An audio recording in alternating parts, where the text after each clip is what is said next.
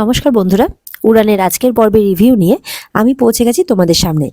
Bangla serial সমাচারে তোমাদের স্বাগত জানিয়ে আজকের পর্বের রিভিউ আমি শুরু করছি।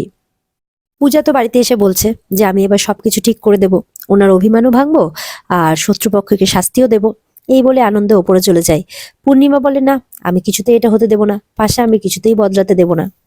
মহারাজ তো এদিকে ওপরের ঘরে গিয়ে পূজার কথাই ভাবছে। বলে, তুমি আমাকে হারিয়ে দিলে পূজা, কিন্তু আমি হারবো না, আমি লড়ে যাব, আমি একদম হার মানবো না। এদিকে তো পূজা ওপরে এসে দেখে কি ব্যাপার, ঘরের কি ভয়ঙ্কর কাণ্ড, জিনিসপত্র ছড়িয়ে পড়ে আছে, খাট বিছানা পুড়ে গেছে। বলে, কি ব্যাপার, এসব কি হয়েছে? অনি বলে, এটা নির্ঘাত জামাইবাবুর কাণ্ড। বলে, এই অনি, এই আগুন লাগার সাথে জামাইবাবুর কি সম্পর্ক থাকতে পারে? বলে, এই আগুনটা নির্ঘাত জামাইবাবুই লাগিয়েছে। কিন্তু পূজা বারবার করে অনির উপরে রেগে যাচ্ছে। তুই জামাইবাবু সম্পর্কে আবার খারাপ কথা বলছিস তো? শিব তখন বলে, আনফর্চুনেটলি অনির কথাটাই সত্যি বন্ধু, কেননা এই আগুনটা দাদাই লাগিয়েছে। পূজা তো শুনে অবাক হয়ে যায়। শিব তখন কালকে রাত্রে সমস্ত ঘটনা তার বন্ধুকে খুলে বলে। শিব বলে, তুমি একদম ভালো সময়ে বাড়ি ফিরে এসেছো, কিন্তু তুমি মেজদার সাথে কেন ফিরলে না? তখন রিয়া বলে, তাহলে কি তোকে জামাইবাবু আমাদের বাড়িতে নিতে গেছিল? কারণ রিয়ারা তো জানে না, ওরা তো সেই সময় ছিল না। তখন পূজা বলে, হ্যাঁ। পূজা তো কালকে রাত্রের ঘটনাগুলো ভাবতে থাকে আর মনে মনে বলে যে না না, কালকে রাত্রে কি হয়েছিল আমি কাউকে বলবো না, না হলে ওনাকে আবার বাড়ির সবাই ভুল বুঝবে। এরপরে সবাই মিলে ঘর বাড়ি পরিষ্কার করতে থাকে, কিন্তু অনি দাঁড়িয়ে থাকে। এবার পূজা বলে, কি ব্যাপার, যা। কিন্তু অনি রাজি হয় না, বলে, যা বলছি। তারপরে দিদির কথায় অনি ঘর বাড়ি পরিষ্কার করতে, মানে হাতে হাত লাগাতে রাজি হয়ে যায়। এরপরে তো শিব আবারও ধন্যবাদ জানায় যে বন্ধুর বাড়ি ফিরে আসার জন্যে। তখন বলে যে এই খাটটার কি হবে? শিব বলে, বলে যে এই খাটটার ব্যবস্থা আমি পরে করছি। পূজা বলে, তার আগে বলো যে মিস্টার মাথা গরম কোথায়? এদিকে মহারাজ বাড়ির বারান্দায় দাঁড়িয়ে পূজার সেই রাতের কথাই ভেবে যাচ্ছে, যে আবিরকে কিভাবে যত্ন করছিল পূজা, সেই কথাগুলো। এরপরে বলে যে আমাকে বাড়ি ফিরতে বলে তুমি কেন বাড়ি ফিরে এলে পূজা? তখন পূজা সেখানে চলে আসে, বলে যে কারণ এটা আমার বাড়ি, তাই জন্যে। মহারাজ বলে, না, এটা না আমার বাড়ি না তোমার বাড়ি, এটা একটা রিফিউজি ক্যাম্প, যেখানে শুধুমাত্র শরীরটা থাকে আমার। আর বলে, মনটা কোথায় থাকে? পূজা জিজ্ঞাসা করে।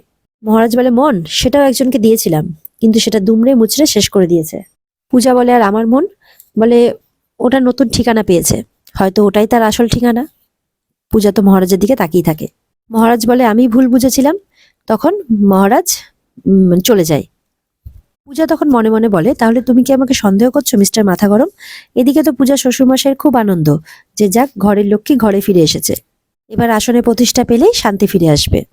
এদিকে তো পূজার মাও মিষ্টি হাড়ি নিয়ে এসেছে। বলে, এই তো আসুন আসুন, শুধু কোণে নয় কোনো যাত্রীও হাজির, বলে আপ্যায়ন করতে থাকে মহারাজের বাবা পূজার মাকে। পূজার বাবা তো পূজার মাকে বলে, মানে পূজার শ্বশুর মশাই, পূজার বাবা যে খুব খুশি পূজাকে দেখতে পেয়ে, সেটা তো তার মাকে বলছে। কিন্তু পূজার মা বলছে, শুধু আপনি খুশি হলেই তো হলো না, মহারাজের মা কি চাইছে? পূজার মা বলে, শুধুমাত্র আপনার খুশি হলে তো হবে না, বাড়ির সকল সদস্যকেই খুশি থাকতে হবে। প্রথম প্রথম তো আমি আপনার উপর ভরসা করে খুব শান্তিতেই ছিলাম, কিন্তু এখন আমার খুব চিন্তা হয় আমার মেয়ে এই বাড়িতে আসলে। পূজার মা তখন বলে, কেউ কি আমাকে কথা দিতে পারবে যে আমার মেয়েটা ভালো থাকবে? তখন সেখানে সোমনাথ আসে, বলে, না কাকিমা, আপনাকে কেউ এই কথাটা দিতে পারবে না। পূজা তো এই বাড়িতে ফিরে এসে অনেকটা ভুল করেছে, আর আপনি চোখ তাকিয়ে সেটা আবার দেখছেন। মহারাজের বাবা তখন সোমনাথকে বকবকি করে, তুই কি বলছিস? বলে, তুমি কি জানো যে তোমার ছেলে তোমার প্রিয় বৌমাকে ডিভোর্সের পেপার পাঠিয়েছে? আর এটা শুনে তো পূজা শ্বশুরমশাই একদম অবাক হয়ে যায়। সোমনাথ তখন তার বাবাকে বলে, যার নিজের স্বামী তাকে দেখতে চাইছে না, তাকে ভালো রাখতে পারছে না, সেই জায়গায় আমরা কিভাবে কথা দেবো যে আমরা তাকে ভালো রাখবো? তখন সেখানে পূজা নেমে আসে, বলে যে আমার ভালো মন্দ নিয়ে কাউকে ভাবতে হবে না, আমার যথেষ্ট বয়স হয়েছে, আমি নিজের ভালো মন্দটা নিজেই বুঝে নিতে পারবো। আর পূজা কোনো বাচ্চা মেয়েও নয় যে যাকে যেমন করে খুশি তাকে নিয়ে খেলা যায়। সোমনাথকে বলে দেয় যে আপনি বরঞ্চ আপনার জীবনে যাকে নিয়ে ভাবলে আপনার লাভ আছে, আপনি বরঞ্চ তাকে নিয়ে ভাবুন, আমাকে নিয়ে আপনাকে এত ভাবতে হবে না। অনি তখন বলে, শুধু কি এই সোমনাথ দাই ভাববে, তুই একবারও ভাববি না? এই ঘরের যে অবস্থা দেখে এলাম, তারপর তো আমি ভাবছি যে তুই এই বাড়িতে থাকবি কিনা, এটা নিয়ে তোর ভাবা উচিত। এটা শুনে তো পূজার মা একটু অবাক হয়ে যায়। পূজা তার মার সামনে কোনো কিছু প্রকাশ করতে চায় না, কিন্তু অনি বলে দিচ্ছে। পূজার মা পূজাকে আলাদাভাবে নিয়ে গিয়ে কথা বলে যে তুই ভেবে দেখ মা, তুই ভালো থাকবি তো এখানে? পূজা হাসে, বলে, তুমি একদম চিন্তা করো না মা, আমি এখানেই ভালো থাকবো। বাড়িঘর লন্ডভন্ড করে দিয়েছে, তোকে ডিভোর্স পেপার পাঠিয়েছে। আমার তো এখন মাঝে মধ্যে মনে হচ্ছে যে সেদিন যদি বিয়েটা না হতো সেটাই খুব বোধহয় ভালো হতো। বলে, তুমি শুধু দেখোই নাই, ঠিক দিয়ে আমি মহারাজের মাথা গরমে কিভাবে জল ঢালি। মহারাজ বলে, মনেই যখন হচ্ছে তখন এটাই তো সুবর্ণ সুযোগ, বিয়েটা ভেঙে দিন, কেন রাখছেন মেয়েকে? মহারাজের মুখে এরকম কথা শুনে পূজার মা তো অবাক হয়, পূজাও। মহারাজ বলে, রাস্তা তো খোলাই আছে, আর পূজা তো এটাই চাই।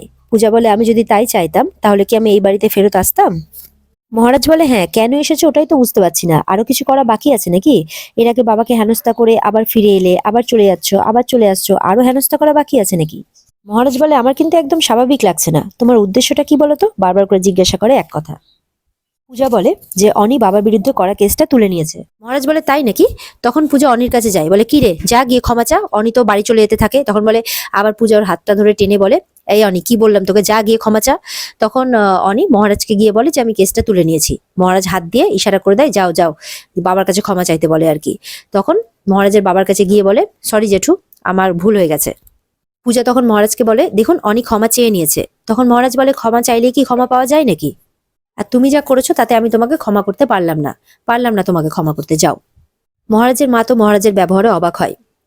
পূজা বলে, কি করেছি আমি, বলো, তুমি আমাকে বলো কি করেছি আমি। মহারাজ তো পূজার দিকে তাকিয়ে থাকে, আর মনে মনে বারবার করে সেই আবিরের পূজার হাতে হাত দেওয়া, তারপর পূজার একা ঘরে আবিরের সাথে থাকা, আবিরের পূজার মানে চোখের জল মুছিয়ে দেওয়া, এমনকি আবিরকে মারার পর পূজা যেভাবে আবিরকে সামলাচ্ছিল, সেই সমস্ত কিছু যেন মহারাজের চোখে একদম ভেসে উঠতে থাকে। পূজা তো বলতেই থাকে, কি করেছি এমন যে তুমি আমাকে যার জন্য ক্ষমা করতে পারছো না, বলো না কি করেছি।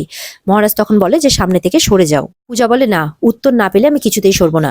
মহারাজ এবার দীর্ঘ নিঃশ্বাস ফেলে, বলে বলছি তো সরে যাও। মহারাজ আবারও বলে যে সরে যাও। পূজা আবারও বলে যে না, বলে কি করেছো সেটা না ভেবে সামনে কি করবে সেটা ভাবো, কারণ তোমার ভবিষ্যৎ এই বাড়িতে আর লেখা নেই। পূজা তো মহারাজের কথা শুনে অবাক হয়ে যায়। পূজার মাও সেখানে উপস্থিত, যথারীতি পূজার মাও অবাক হয়। পূজার মা বলে, এবার তুই বুঝলি তো?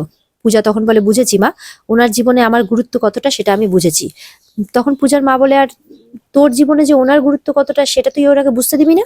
সামনে দাঁড়িয়ে তুই প্রশ্ন করবি না যে কেন তোকে ও এই বাড়িতে রাখতে চায় না? ডিভোর্স পেপার কেন দিয়েছে সেটাও জিজ্ঞাসা করবি না?